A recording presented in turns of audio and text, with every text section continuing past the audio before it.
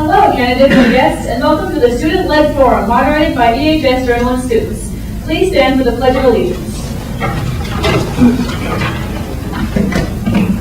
I pledge allegiance to the flag of the United States of America and to the republic for which it stands, one nation, under God, indivisible, with liberty and justice for all. We are here tonight to talk about the future of the... We would like to introduce our student group. I'm Katie Maraha, a freshman here at EHS. I'm Clemson, a sophomore. Oh, I'm Nathaniel Kohler, sophomore. I'm Christopher Ariete, a sophomore too. I'm Brianna Nelson, I'm a junior. I'm John Alisuri, I'm a senior. We are here tonight to talk about the future of the Inglewood School District and some of the concerns facing the district, administrators, teachers, students, parents, and the community. Inglewood Schools has 3 out of 5 positions on its Board of Education up for election as election day, November 7, 2017. There are 5 candidates running for those positions: Todd Bonstock, Jennifer Hubbard, Katie Husbands, Carl Montegna Jr., and Tina Brenning. We would like you to introduce yourselves. We drew straws before we begin, and Tina Brenning will start us off tonight. Okay, thank you. Do you want specific information for an introduction or particular points you want us to cover? Just whatever comes to Just whatever, okay. So my name is Tina Frank. I currently sit on the Inglewood School Board. I'm the sitting president currently. And I am running for a second term. I just have a deep passion for the school district. I feel that we've had a lot of successes over the last handful of years, but I also feel that we have a lot of challenges and opportunities in front of us to continue to better the environment in all of our schools. And I just want to be part of that work. I want to be prepared, show up to the meetings, and actually be able to engage in hearty conversations that will help continue to get better results for the students. I'm Jen Hubbard. I am running for the school board because I've lived in Inglewood for about 15 years. My kids have gone through many of the schools, elementary and middle school. My daughter just graduated last year. And I love the schools, and I want to make them better. I know, as Tina said, there are some challenges still, but it's a really neat district. It's a very small district to be in. I have worked in education for about 17 years in various capacities at various levels. I currently work over in a neighboring district in IT, and so I think I bring a unique perspective to a school board position because I've worked in a school district. I know what it's like to work in one, as well as know what it feels like to be a parent with children in the school district. So I hope that brings a different perspective. Hi, I'm Katie Husbands, and I'm running for school board because I'd like to contribute to our wonderful community.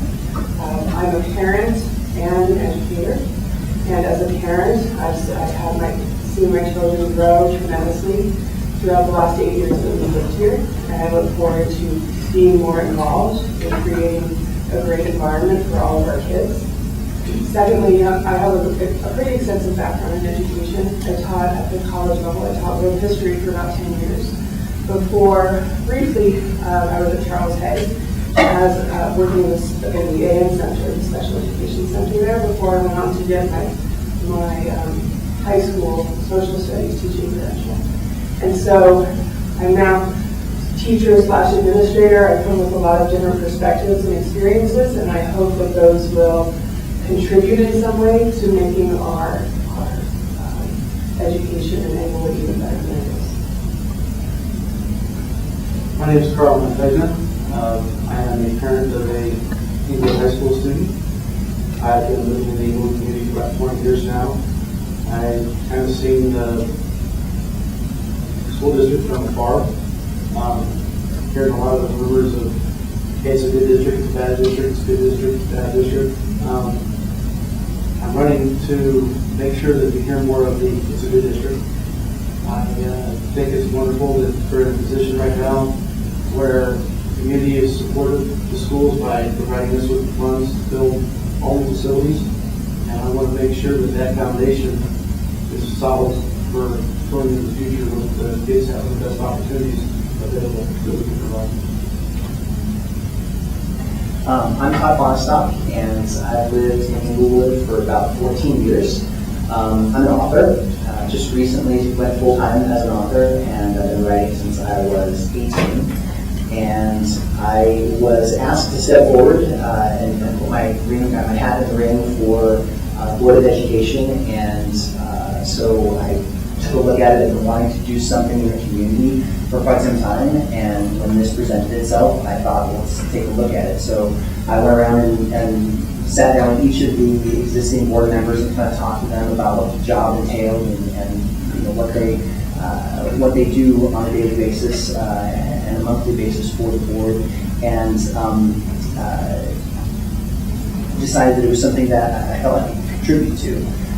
The reason that I want to be on the board is I've had a lifelong passion for learning, and I feel very strongly about public schools because I feel like public schools may be one of the last bastions in our country where everybody gets the same opportunities set in front of them. And I think that the board has done a phenomenal job over the last 8 years or so with the schools. There, as Tina said, I will agree with her that there are a lot of successes that we have had, and there are also some challenges that we need to look at. And I look forward to addressing those challenges and taking a look at them and seeing what the nuts and bolts are and seeing what I can bring to address and solve those challenges. Thank you. We polled students around the Inglewood campus this week and found the state of our education system has plenty of room for improvement. Students are concerned about class sizes, money for their programs, home issues affecting schoolwork, technology, student attitudes and behavior, including bullying, and parental involvement. Students want to know that our school board can develop a plan to take schools in the right direction. We know that it's easier said than done. Our format tonight is a question from the panel directed to one of the candidates. Please answer in 2 minutes or less. The other candidates will have 1 minute to respond. After the panel has asked the questions gathered from students, we will take questions from the audience. Let's get started.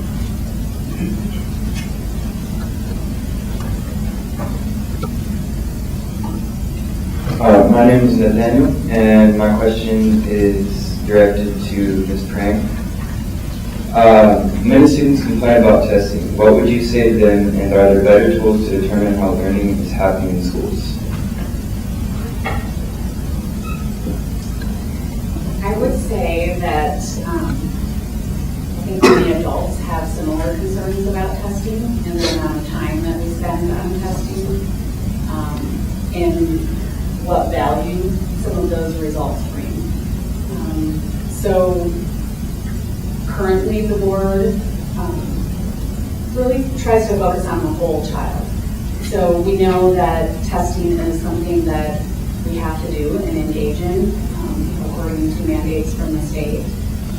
We also know that we have challenges with our scores and knowing that many constituents out in our area or new parents may have concerns about those scores. And so while we know that it takes a lot more than just a singular spot in time for testing to demonstrate the learning or growth of a student, we have to keep a balance of perspective of meeting those state mandates and knowing that we have to have an answer for the public on our grades for our schools, but making sure that we balance that with what is your experience like every day?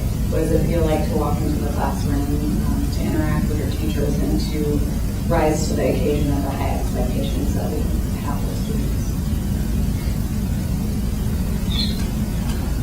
As far as testing, I agree that it's too much, too long. It's 9+ hours, depending on the grade level, and things like that. I think it is a lot. As far as are there better tools, I think there's a lot of ways to judge and gauge whether students understand what we're teaching them. There's something called formative assessments, where they're little quick, or can be quick, things that teachers do to kind of just check in, make sure everybody understands. They regroup kids, things like that, based on, let's put a couple of kids that really feel strong and know the subject matter well, with a couple kids that maybe don't, and have them work together. So I think there's a lot of other ways to make sure that kids are understanding that those big tests that you guys have to take every spring is just one point in time. And so I think hopefully we can work towards, yes, they're mandated, you guys have to do them, but at the same time, I think just moving towards that everyday learning and making sure that you guys are comfortable and getting with the material every day is the most important. Yeah, of course, I mean, I prefer, rather than being testing and tested, that you're interactively learning at all times. But I got a question for you guys. Are you currently now taking the PSAT and the SAT in high school? So I'm going to just speak to high school and speak to you guys. As far as the PSAT and SAT and that stage shift, I think is a very valuable thing. Are there better ways to do it and better ways to prepare our kids to take those tests? Yes, and absolutely grouping, et cetera, and so many fun things and so many different interesting ways to bring that knowledge into the classroom. And the reason we want to do that, I mean, the SAT, as irritating as it can be, right? To be honest, it is a pretty effective indicator of your success after high school and your success if you choose to go into college or technical school or whatever. It's a good test to test for career and college readiness. So on the high school level, yeah, it's frustrating, and sometimes we spend too much time in testing. I think Colorado is making a good effort in the direction of, hey, we're going to test you on the PSAT up to that SAT so we can get you where you want to go. So again, testing, not fun. Too much time testing is a waste of time. But I am a strong supporter of having you guys practice. The more times you take the SAT before you get to that junior year spring, the better off, the better you're going to perform on those tests, and the more options you'll have in front of you when you're in high school. Can I ask you a question based off of that? Yeah. For things such as the PSAT, the juniors took that test today, Yeah. and it took a lot of time off of them, such as they weren't able to participate in class today, and they missed a lot of materials today, such as my friend who was in AP Physics with me, and he wasn't able to get the materials much, you know what I mean? Because of that long test, which took over 4 hours of his day. Yeah. What would you say how would we be able to improve the scheduling for tests such as that? That's an excellent question. And it is certainly challenging, and it is a 4-hour test, which is also very challenging. I guess I would argue that, or present to you that, the more kids are exposed to that test, the better that they test. That doesn't forgive the 4 hours that you've missed in the classroom. I would hope that certainly your teachers would be understanding and accommodating in your class time that you've missed, and as responsible students, you would also be, unfortunately, it is putting a burden on you that, well, you'll get used to more burdens when you get out of high school. That will, I think that the 4 hours, as opposed to longer hours of testing in previous years, that 4 hours is far more well spent exposing and practicing that test. I don't want to say well spent than being in the classroom, but I think it's a worthwhile trade-off. The standardized testing that you go through now, I think, unfortunately, because it's mandated, is a necessary evil. I don't think it's a good way to define how our kids are being educated. You know, it does test, as Tina said, one moment in time. And your education is really based on what you've learned over the course of the year. 4 years you're here, 12 years you've been in the Inglewood school system. So it's a necessary evil. I think we're just going to have to be, it's also part of the maturing process. Sometimes you got to do things that you don't like to do because it just has to be done. So it's one more life lesson. But to make it the sole emphasis on whether or not the school or the student is successful, I think is way overbearing and needs to be reevaluated how we emphasize that testing. Yeah, there's a lot of good things were said. I'll build off some of them. I think that tests, I don't know if I would necessarily categorize them as a necessary evil. I think in some cases they're very necessary. As Katie was talking about with the PSAT, I mean, that prepares you to then take the SAT, which then gives you doorways to college and higher learning. So certain tests I think are very important. That said, I think there's quite a crush of tests that are being applied. And I would say one of the things that I would want to look at as a board member is how many of those tests do we really need? Now, obviously, if this test is something that is utilized to determine funding for the school, then, well, okay, that's an important part, because without the funding, then other things don't happen. So, as was mentioned, perhaps in some cases, they are necessary, even though they may not be addressing your education specifically in the best way. But I think it would be worth taking a look at to see, okay, are there some tests that maybe aren't necessary? Maybe they're kind of crossing T or dotting an I that could be done in another way. And if so, what can we do to get rid of those, to remove them?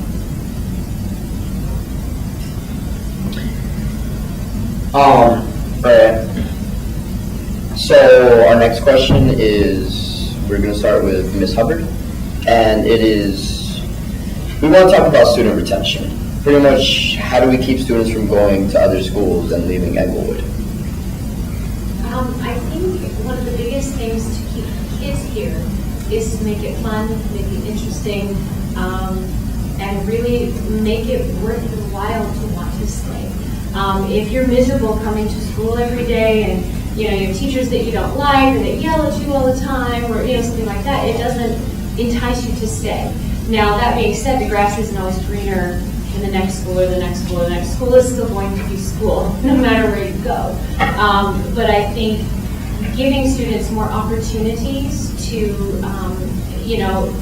to experience what it's kind of apply the knowledge that they're learning in class to real life experiences. So you guys can see, why am I learning algebra? When am I ever going to need algebra in the real world? Okay, well, let's show you guys applications where you do need algebra in the real world, or where, like with all of the CTE programs that you guys are doing, these are pathways to careers that you guys might choose to pursue after you graduate high school. So getting kids involved in those CTE programs, getting that kind of spark of interest, so that it, whether that's choir or band or art or something like that, that makes it special to come, as well as being challenged enough that that you feel like you're being kind of pushed a little bit.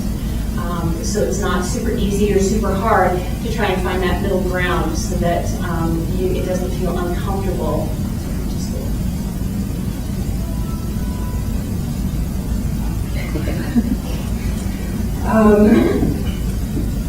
I am a strong believer in several things, and one of the things that I strongly believe, I've thought a lot about, I've talked to different people in the community about retention of students, and absolutely, Jen, everything that you said is fantastic, right? And we want you to be excited and alive and interested in these CTE programs and other programs as well.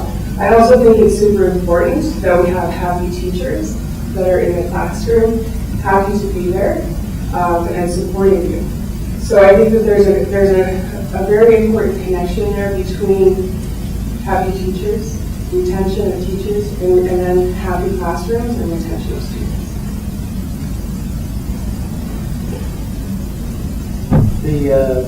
I think one of the issues with retention is the perception that Englewood schools may not be the best place for them. I think that's part of the reputation Englewood has, that it's unfortunate, because I don't think it's necessarily the truth.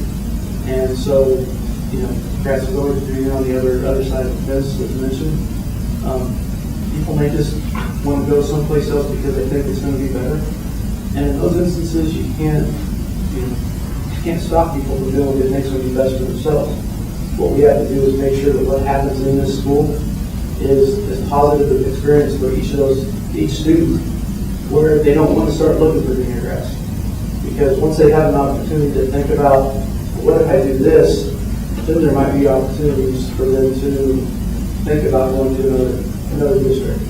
So I would say that the main thing we need to do is just make sure they understand that the education they're getting here is a high quality education, and that may not necessarily be for green grass elsewhere. So, this is something that I thought about a lot. So I have two kids in the Inglewood school system. Both of them went to Charles Hay. And before we went to Charles Hay, we had them in a Waldorf school.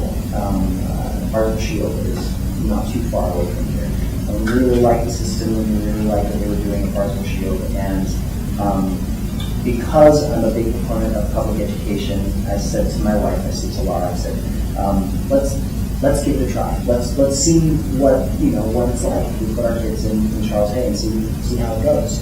Because we had heard good things, as Carl was saying, we had good things, we heard bad things, and so we just weren't sure. But we felt that we ought to give the opportunity. So we put them in the school there and just loved it. And I thought, why does nobody know about how great this school is, or and then further on later, now both of my kids are going to Inglewood Leadership Academy, how great this district is. There are so many things that we offer. And I think one of the main problems as far as student retention, as Carl was saying, looking for that greener grass, is that I don't think everybody knows all of the great stuff that we do. And I don't think we do a fantastic job of getting that message out. I mean, there are so many different aspects of just this campus alone that I had no idea about until I started asking about it. I mean, my son is now in cross country, and my daughter, and both of them are in play, and there are so many different things that you can get involved with. And I think that most kids your age, and you can tell me if I'm wrong, feel that you're in a certain niche, right? Like there are things that you like more than other things, and you kind of want to gravitate towards those other things. Well, if you knew where to find those in school, I think it makes a much deeper connection between you and the school. So as far as student retention, I think if we can market those niches better to the students, we're going to find that they want to stick around. I agree with much of what was said. I think that it has a lot to do with your daily experience, walking into the buildings, how the building feels, how you're interacted with, how you feel about being in the hallways with one another. So I think that continuing work on culture and climate, and making sure that we're pulling the student voice into that conversation. So I know recently we, as a district, we put out a survey both to teachers and students to get your opinions on what does your daily experience feel like. And we need to take those results seriously. We need to be able to articulate your story of what it feels like day to day, both the positive, and then embrace those challenges of knowing that some kids just don't feel comfortable, and why is that, and let's examine that. I think that we also need to continue to explore how we tell our stories of success in the district. I do think that we get a lot of information out there, but we have to continue to explore how we're getting it out there. Are we reaching the right audiences? Are we using social media and other platforms in ways that will help tell our story a little bit better? And then lastly, I would say we need to really continue to focus on choices for students. So I believe that students need to have some choice of what school they're attending within our district, and we have lots of that. I believe that students need choice in the types of programs that they involve themselves in. And I also believe that just in the last year or so, we've done a lot of work on creating our new pathways to graduation. And so that too, with some structured framework, gives a lot of choice to an individual student on how do you want to get to that end. And are you going to college, or are you going to a tech school, or are you just going to go work for a little while and get your bearings about you? So making sure that we are capturing your voice and promoting all of those options and choices that really care about. Okay, this question is directed to Ms. Husbands. What about teacher retention? How do we make Inglewood a place for great teachers that they want to work here instead of other schools? Well, first and foremost, I think we have a lot of great teachers here in Inglewood. And yes, that's a very important question. How do you keep the teachers in the district? In a way, it's tough, right? You've got DPS on one side, Littleton on the other side, and it's hard to compete with big districts at least from a financial standpoint, right? It's hard to continually increase salaries in the way that, for example, Denver Public Schools does. And so there has to be something more, right? There's got to be something more, and that more is the leadership of the district. That more, I think, is also feeling valued. I think there's some interesting work out there that speaks to the idea of bringing more people from the community and even the administration into classrooms so that teachers, don't feel isolated. Myself as a teacher, at times throughout the years, at times you felt pretty isolated from those around you that were providing support, and I've certainly, heard bits and pieces of that over the years in Inglewood as well. So I think that there have been major pluses and major shifts to provide that support and leadership in our schools, and I think we're going to see an increase in teacher retention. I might be overspeaking, but I think we're moving in the right direction. But it's tough. I mean, as I said, from a financial perspective, you can't compete. Englewood cannot compete with Denver Public Schools. So what else is there? And certainly, I know I'm looking at you guys. I know it's the students, right? And showing and being able to work with on such wonderful projects as the one sitting in front of us, and allowing teachers to use their passions and interests and bring those into the classroom in a way that helps to further curriculum or increase the interest levels of their students, and a sense of belonging, a sense of a larger mission. I think all of those things are being worked on now and will continue to contribute to teacher retention. I think the biggest focus with teacher retention is the immediate economic limitation of what we can ever do to compensate teachers. But I think one thing we don't have the capacity to stop is we need to appreciate our teachers a lot more. I think teachers are taken for granted. I think unfortunately there's a lot of parents who see the school system as a all-day daycare center, and they expect their kids to go to school, be safe, learn something, and not catch any flack from a teacher. When a teacher speaks up and shows some interest in a child and wants to push them to do better, and all we get back from the parent says, leave them alone, let them get out and play. You don't need to push it. I think that's where the teachers get enough beat down on that they just get tired and they feel underappreciated. And I can promise you, I don't work in the education system. I work in the private sector. I know that when I am not appreciated at work, it gets hard to come to work every day. And that's when you start looking for the greener grass. And then it might be one of those things, you know what? I'm not going to be appreciated. I'm going to get paid. So just start looking for the higher dollars. So I think a lot of it's just our attitudes towards the teachers need to be more positive. Yeah, I get the impression that we're going to get appreciation across the board. That's definitely something that I agree very strongly with. And I don't think it's just teachers, as you was mentioning in the private sector. It's the same way. If you're feeling appreciated in your job, then you're willing to go the extra mile. So, but I'll take it a step further. I think that while the money piece is definitely, everybody needs enough to live.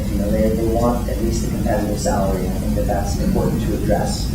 But it's not the reason that somebody does the job and throws their heart into it. And I have met so many teachers that throw their heart into what they're doing. I think one of the things we can watch for, obviously appreciation, and that is something that is at the top. If we can make their contribution, the teacher's contribution, seem not only effective but also appreciated, also valued, then that gives that golden glow of feeling. But more than that, and I watched this happen. I watched this happen to a teacher who I respected a great deal, one of the most phenomenal teachers I've ever met. And there was an overwhelm in her classroom. There was some aspects that were just beyond her control, and the attitude she had toward it was phenomenal. Always this positive attitude, always trying to stay on top of it.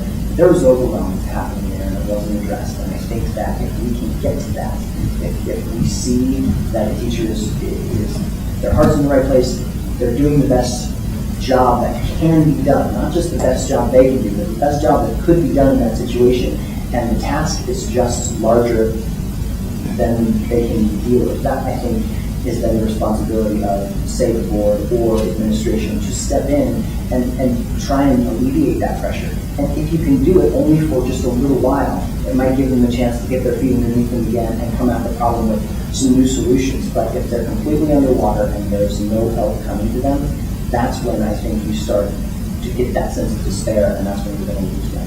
So I think identifying that overwhelm, or maybe some other problem, it's not necessarily overwhelm, but a different kind of problem, and addressing it as quickly as you can, or at least causing some kind of respite for a short period of time, can go a long way to that teacher finding that excitement again and that ability to handle the situation.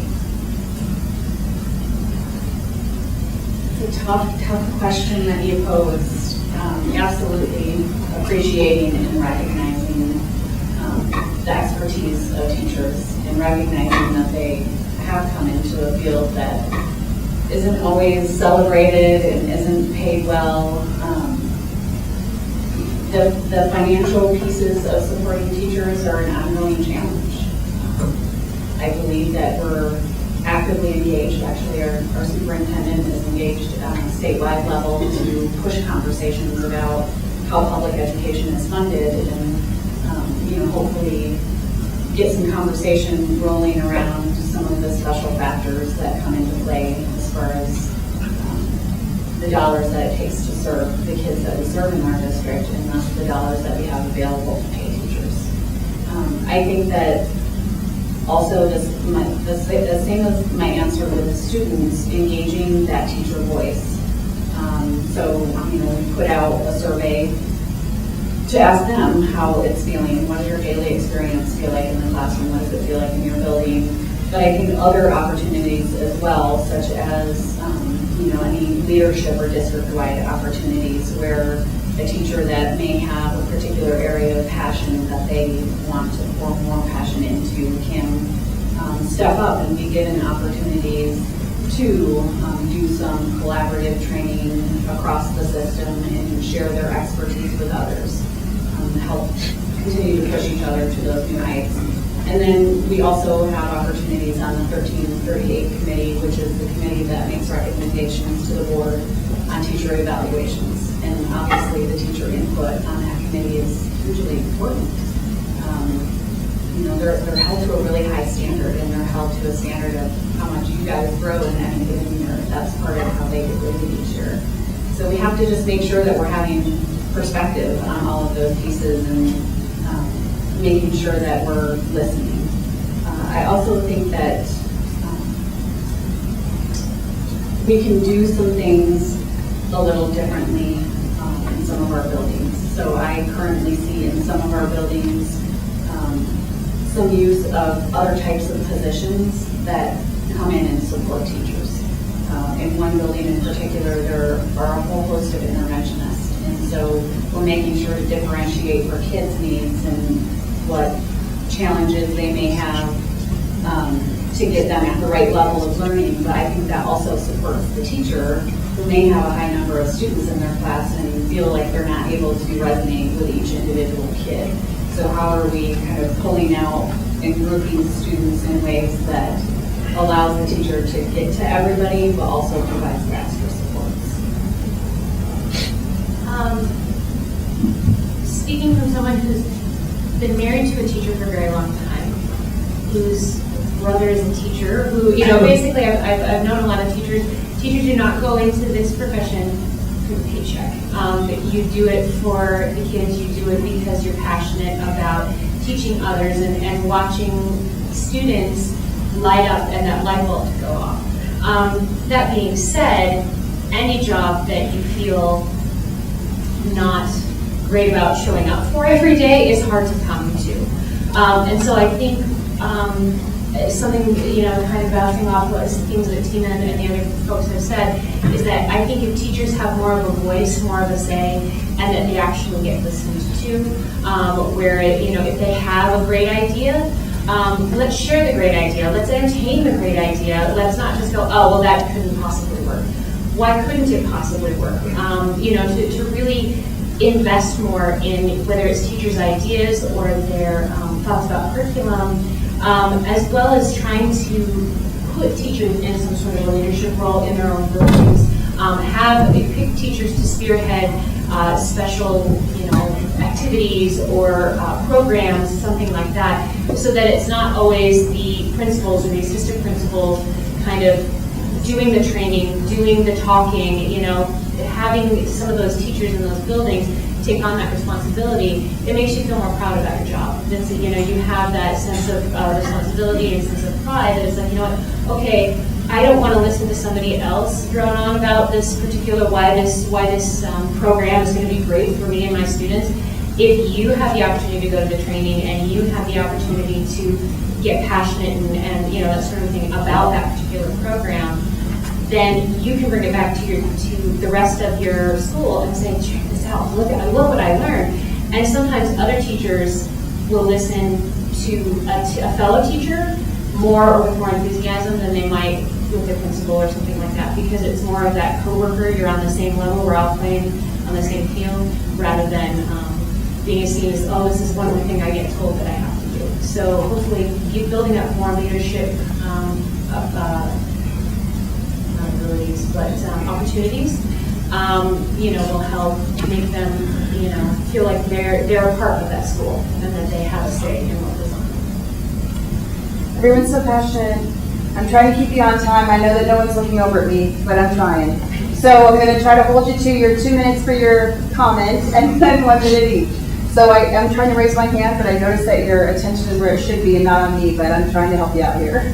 All right, Job, next. This question is directed to Mr. Armand. How will your position on the school board affect me as a student directly? To be honest with you, I hope that my position doesn't affect you directly much at all. As the school board, our job is to kind of oversee and facilitate that the school and the administrators are doing their job properly and doing their job well. If we're watching, overseeing them do their job well, hopefully all you'll notice is that you enjoy coming to school. You're learning. You've got a passion for doing something, whether it's art, math, science, whatever that is. You're not going to notice that this all happened because of the board. The board is just kind of a group of people that sit and oversee everything. We're not going to be directly, we can't be directly involved, but I think in the best way, we're just going to oversee and make sure that everything's being done right, being done well. And in your world, all you'll know is that I really enjoyed my 4 years at Eaglewood High School. I got a great education during my 12 years at Eaglewood schools. You may not ever even, after today, you may never know my name again. And that's fine. It's not my job to be here to make a big presence. My job is to make sure things are facilitated to make your experience the best.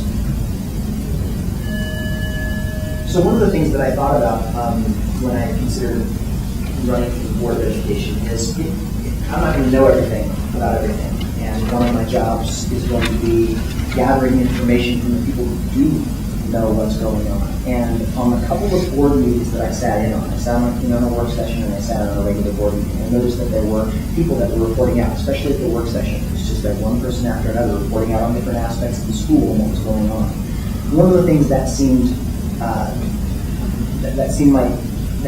like it might elevate that discussion is perhaps having a student representative coming with a student voice. I was talking to our moderators beforehand, and they talked about how they had gone around and collected questions for this session today. And I thought it might be really cool to have a representative to come to the board to talk about the issues of the month from the student's perspective and how that might inform us a little bit better about what's going on in the student body.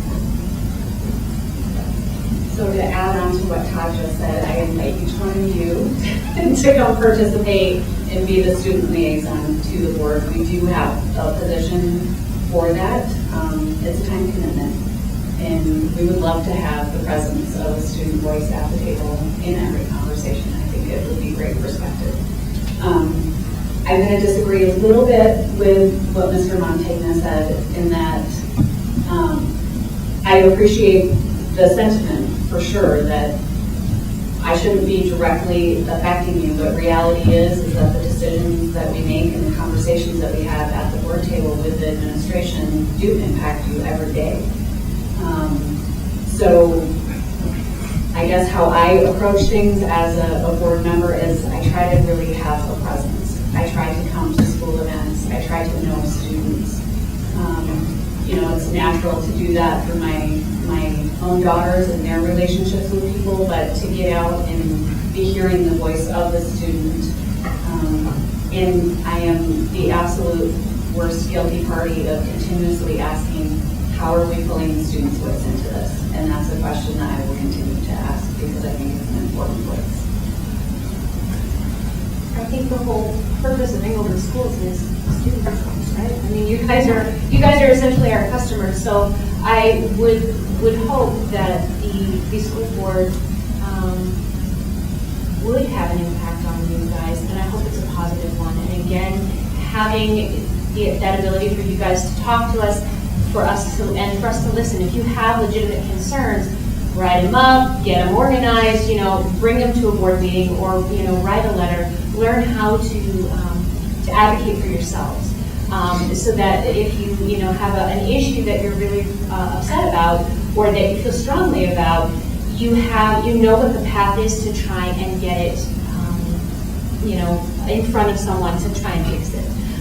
Complaining amongst yourselves might feel good, right? But it doesn't change anything, and so it's practicing that self-advocacy and knowing what path and having an opportunity for the board to listen to you is probably the biggest impact that the board would have to do. You'll be seeing me all the time, for better or worse. I think that, again, when I think about education, I look at the different perspectives, right? The student perspective is just as much a part of the story and the solution to issues that we all face together as a community and as an educational school system. That, as many of us have said here, bringing your voices into the board, and heck, I was just thinking a high school board of education, right? Where you could meet together and then present things to the board, because your perspective, I mean, sure, I have kids in the district as well, so I do get that from them. But I also, neither of them are in high school, right, at this time, and they're very different people, probably as each and every single one of you are also a very different person and have different perspectives. So I would hope that I will be out there talking to students and about the great and wonderful things and the challenges that you also face. This question is directed at Mr. Bonstock. You said you had 2 kids earlier, but how else do you connect to students in our schools? So, I love this question. So, as a writer, and currently the 2 books that I've written in the last couple of years are middle grade novels. So essentially that spans about grade 3 through grade 8 or even 9. And the last year or so, I've been visiting not just classrooms here in Englewood, but also in other schools outside of our district, but certainly lots of schools in this district, specifically Charles Hay, and of course EMS and ELA, and speaking to the kids about the essence of that story, which is essentially about child empowerment, about youth empowerment, and becoming who it is that you want to be and how you go about doing that. And so I've actually made a lot of fantastic relationships with a lot of students in different classes by going and talking to them about the story. And those of them that have read the book, obviously know a lot about my life, because the kids that are in the book or the characters that are in the book are based upon my kids. In addition to that, I've had the opportunity to be a chaperone at a couple of I want to say road trip. It's not road trip. It's field trip. Thank you. So a couple of the field trips that we've that have happened both at Charles Hay and then at ELA later. So and gotten to know a lot of the students from that as well. I actually have a fun little anecdote that happened just yesterday. So Ellen, my daughter, she's the 13-year-old, and Dashiell, my son, is the 11-year-old. And Ellen forgot some notes that she needed for a test that she had. She asked if I could bring them before the next period, and so I came and I brought them to Mr. Moan's room. We had there was a group of kids that I was working with chaperoning at Estes Park, and I came into the classroom, and Ellen jumped up and said, "Daddy!" And then there were 4 other girls who jumped up and said, "Daddy!" They're not my children, but they all came rushing to the front of the room, and I got a big hug. So that I was having sort of a down day that day, and after that I was not having a down day anymore. So. I do have students in the district. My oldest graduated 2 years ago and is in college out in Portland. And then I also have a 7th grader at ELA and a 2nd grader at Sheridan Elementary. How I connect with students is, like I said earlier, getting out and having a presence. And by that meaning, not just going to events at my daughter's schools, but trying to get out to all of the schools. Your time can get stretched thin, but I think trying to catch an event or 2 at each individual school site. And then when you're there, make sure that you're talking to kids as much as you're talking to the adults. And, so just that having that ongoing presence and listening to my daughters when they come home at the end of the day and, tell their stories and just making sure to be at a variety of events as well as the school setting. So, that might include attending a football game, but also attending the play or attending the choir gala, and trying to make sure that you're out and available to the community in a variety of settings so that you can connect with people. You have to show up to connect. I too have kids in the district. My son is a freshman at Colorado's Finest, and my daughter graduated from Colorado's Finest last year. She's going to Johnson & Wales at this point. So I think connecting, again, it's actually coming into schools, coming to events, all kinds of events. I would love to get more, see more or understand more about the ECE program over at Maddox, because those are our littlest students.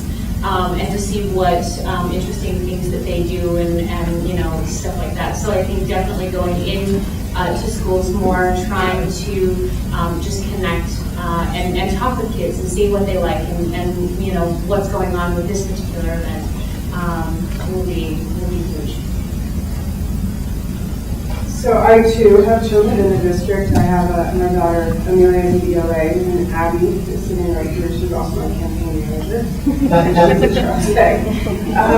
And actually, when Amelia was little, I taught at the college level, but I did so in the evenings. So I was at Charles Hay pretty much all the time, volunteering in the classrooms as much as I could be. And in fact, it was the time at Charles Hay as a parent that I decided that I wanted to go and pursue my teaching credential and make that transition. So I was in the classroom a lot. I loved it so much that I decided to do it full time. But what happens is when you're a full-time teacher in a classroom, it's hard to get out and be in those classrooms. Certainly after school, it's a lot easier. And honestly, that's one of the reasons that I decided I wanted to run for the school board, was to be able to be more engaged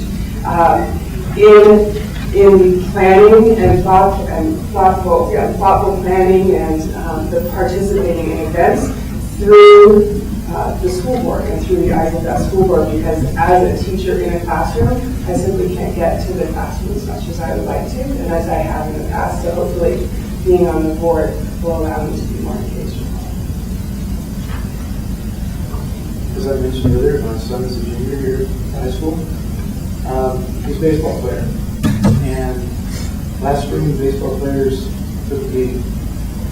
It was a rough season for all of them. So during the summer, I was given the opportunity to help coach the summer baseball team that Inglewood has. And that's where my extra connection with the schools has been. I've been able to help coach a couple summers. But this past summer in particular, we took a team of kids that basically given up on baseball, given up on fun. And it was sad to watch. By the end of the season, we worked with them. We lit the passion in them again. We actually had to tell them to quit hopping the fence and start practicing before the adults showed up. And even more importantly, we got an opportunity to hear from other coaches other umpires, other parents from opposing teams, what gentlemen we had on the field, what good sports we had on the field. So I know that with Pride Attention, Inglewood students can be very special. And I was able to know that firsthand with Billy just playing baseball and having fun in the summer. At this time, we can take questions from the audience. You can come down and make a line to use the microphone up here.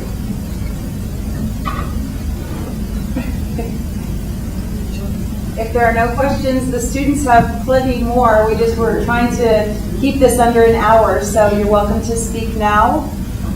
Anyone? All right, students, let's continue. We'll do two more so that you are out of here in an hour. How about that? We do a lot of fundraising at our schools, for our programs, sports, and activities. How do we take more of the burden off of our already struggling families? And this is directed to, yes, you, Gina. Thank you. There's not an easy answer to this question, and I really look forward to everyone else's thoughts on this matter. I think the answer, or part of how we continue to approach it, is that when we have our conversations about budget, we continue to examine what expenses we're passing on to families, and making sure that when we make those decisions, they're sensible, that we're doing research around in the surrounding communities on best practices that other districts use with similar demographic stars. Because we know that, some families may be able to pay those fees just fine, and then there are other families that, I realize that we have students that are homeless and don't have resources available to them. So it's something that I tend to be very sensitive to, based on my own life experiences and having had some of those struggles myself. So I think asking some of those good questions and making sure we examine how we pass on fees, but I also think then partnering with the broader community, including the city, or industry or businesses within our city or surrounding areas. I know that we have great partnerships with food banks and other organizations within our community to help support our families in ways that we can. So we need to continue to work on partnerships across the board.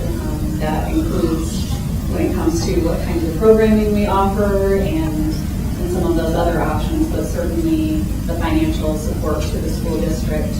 We are very, very fortunate that our community has stepped up and provided a lot to us. So we have to answer their questions well and be transparent and responsible. And then I also think another area to continue to work on is the Inglewood Education Foundation. That is an entity that directly supports some of our families, our teachers, and our students through various scholarships or other types of supports. And so continuing to make sure that we're cultivating that group and doing some good fundraising in other areas so that we can provide supports without having to pass that expense on to families. I agree that trying to find community partners or sponsors, to help. If you want to sponsor a sports team or help sponsor the Pro Start team so that they can go to, state or what have you. Trying to find those community, partners and sponsors might help. Also looking for grants, if there are any applicable grants that might help fund some either other programs so that we can divert that money to, different programs, because this one can be grant funded, to try and just scope out as much outside help as we possibly can, because it is hard. And I have looked at a number of Butterbrain, forms, and, where you're asking grandma to buy, to buy all this stuff so that your students can get gear, sports gear, something like that. And you can only ask grandma so many times before it kind of gets old. So I do understand. Absolutely agree with reaching out to the community and business leaders, not only in Englewood, but even beyond. There's lots of money in Denver. And I've worked with several businesses to get money into to the current school where I work in order to fund student projects. I'm also, and I don't know if you guys have heard of this organization, but it's called SOS Outreach. And they do outdoors trips for students at a really reduced price. So like, for example, $25 will get you a ski pass, lessons, and gear for an entire day at Vail. That's one example. So finding other opportunities like that that make things more affordable. And then maybe getting a little bit more creative with the different things that we sell, for example, when we're doing fundraisers and looking into all of the options that there are out there to try and mix it up a little bit would help too. But ultimately, yeah, there's still going to be fundraising. The fundraising, I agree with seeing like better braids and popcorn and everything else. We're going to have to, as a group, get creative with where we find sources of money. Grants were mentioned, getting into the community, but you can only, you can go to those wells so many times before it gets to be one more butter braid. And so we're going to have to be creative. And so the option, you can't find more money, you have to save more money. So I think we're going to have this, we're going to have to also be very, very frugal and with how we spend the money we do have. Because if you waste it, you might as well not have it in the first place. It's just, we've got to be very careful. It's a delicate balance. So fundraising was actually something that I did for 13 years. I was the director of development at the American Diabetes Association. I thought about this because obviously we have some very fatigued families when it comes to the fundraisers. It's like, oh, now we're going to sell this thing, now we're going to sell that thing. And I get that. I felt that myself, and I'm curious about what we can do to change that around. And one of the things that came to my mind when I was working at the American Diabetes Association, we relied heavily on volunteers. We had a volunteer committee for the Tour de Cure, which was our cycling event. We had a volunteer committee for Step Out Walk to Stop Diabetes, which was our walk events. We had these groups of volunteers that would take a project and essentially run it, and all that we would do is kind of manage them and make sure that they had the administrative support that they needed. And it gave me this view of how powerful a group of volunteers could be, especially if the ask was targeted. If you know somebody who can fundraise or who could write a check for $100, they're going to know 10 people that can write a check for $25. So if you can create that daisy chain, the amount that you can bring in from somebody is a lot larger. Now, if you ask somebody who can only afford $20 and you ask them every week for $20, they're going to get fatigued. So it's a matter of, I think, finding who are those volunteers that would be excited to take on a project like that and steward that group and build that group so that we have a powerful fundraising machine working for us instead of going to, as Carl was saying, the same well all the time. And sometimes you might have a donor that could donate a lot and he's just never been asked, or she's just never been asked. And you've got to find those people and cultivate a relationship and then make an ask that could bring in $1,000, could bring in $100,000. I've seen people get millions of dollars from cultivating a relationship over several years. I think that's something that we could look into. Thank you all for your time. We will have a video of this event available on our school website, www.thepirateer.com, and on the Englewood site. Again, Englewood Schools has 3 out of 5 positions on its Board of Education up for election for Selection Day, November 7th, 2017. This election is a mail-only election, and ballots will be mailed to active registered voters beginning October 16th. We urge residents to please visit govotecolorado.com in advance to confirm that you are registered to vote and that your address is current. Have a great evening.